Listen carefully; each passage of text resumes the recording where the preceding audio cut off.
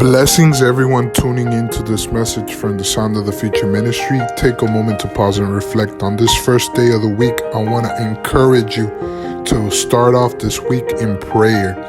The Bible says in 2 Chronicles chapter 7 verse 14, "Then if my people who are called by my name will humble themselves and pray and seek my face and turn from their wicked ways, I will hear them from heaven and I will forgive their sins and restore their land." The Lord is telling you a couple of things in this Bible verse. Number one, humble yourself by admitting your sins. Number two, pray to God asking for forgiveness. Number three, seek God continuously. And number four, turn from your sinful behavior. In Jesus' mighty name, amen.